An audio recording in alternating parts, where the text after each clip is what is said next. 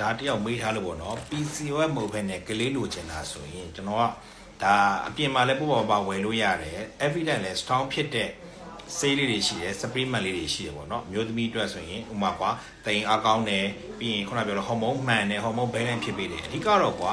အဓိက main cause ကိုရှားမှာပေါ့ကွာဥမာအားလုံးကောင်းတယ် PCOS လည်းမဖြစ်ဘဲနဲ့မရဘူးဆိုရင်ဒါ stress ကြောင့်လား hormone မမှန်လို့လားအဲ့ကြတောက်ရတဲ့ဆေးလေးတွေရှိတယ် supplement လေးတွေရှိတယ်ဒါတွေကတော့ကျွန်တော်လို့ strong evidence ရှိတယ် moderate evidence ရှိတယ်ဒါတွေကပြဿနာမရှိဘူးလေ OG လည်းသုံးတယ်လေခုနောက်ပိုင်းမှာသုံးကြတယ်လေเนาะအဲ့ဒါ folic acid ပေါ့เนาะဒါတော့တည်ပြီးသားအကုန်လုံးတည်တယ် folic acid ကကလေးယူမယ်ဆိုရင်မယူခင်ကကြိုတောက်ရတယ်ပြင်တန်တွင်းရနေရင်လည်းကလေးမရတတ်ဘူး iron supplement တွေတောက်လို့ရတယ်ဒီက vitamin D3 เนาะတရက်ကို1000ကလေးယူမယ်ဆို2000တောက်လို့ရတယ် hormone balance ကိုသူညှိပေးတယ်နောက် omega 3မဖြစ်မနေပြောရမှာ omega 3ပဲD3 တို့ omega 3တို့ဒါတွေကကလေးရဖို့အတွက် supportive ပေးတဲ့ supplement တွေဒါ evidence တွေရှိတယ်ပေါ့နော်နောက်တစ်ခုက CO2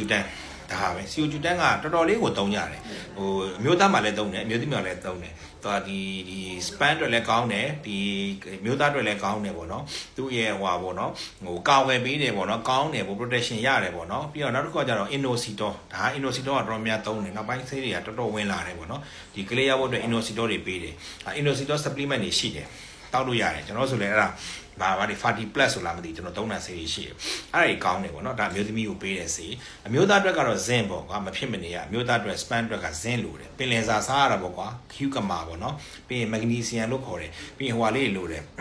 ခွန်မာအစိတ်ဆန်သီးပေါ့နော်ပြီးရင် CO2 တန်းနောက်ဆုံးကတော့ omega 3နောက်တစ်ခါ antioxidant တွေလိုတယ်အဲ့တော့အမျိုးသားအတွက်ကတော့ဒီက testosterone လိုရတယ် booster တွေလိုတယ်ပေါ့နော် testosterone boost လုပ်တဲ့ဟာတွေစားပေးရတယ်ပေါ့နော်အမျိုးသမီးအတွက်ကတော့သူက swine ပေါ့ phytoestrogen စားပေးရတယ်ပေါ့အဲ့လိုဆိုရင်တော့ဟော်မုန်းမှန်လာတယ်မျိုးသမီးတွေကထောပတ်တီးပဲထောပတ်တီးပဲများစားဗီတာမင် E ပေါ့နော်